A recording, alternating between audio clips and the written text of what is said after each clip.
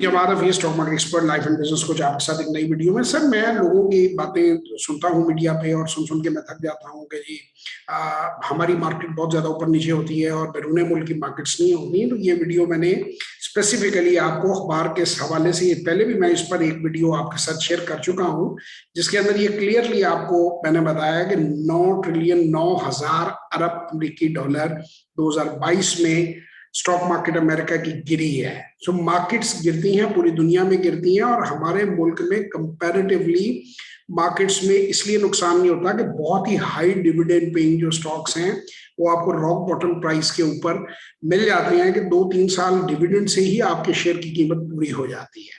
तो ये ज्यादातर लोग आपको एजुकेट नहीं करते क्योंकि लोगों के पास इन्वेस्टर अवेयरनेस नहीं है। पाकिस्तान में नंबर ऑफ प्लेयर्स बहुत कम है, इसलिए हमारी मार्केट डर्ट चीप है।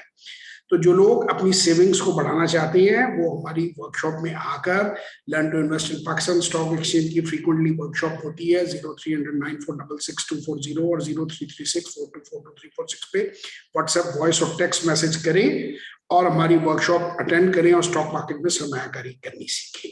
बहुत शुक्रिया।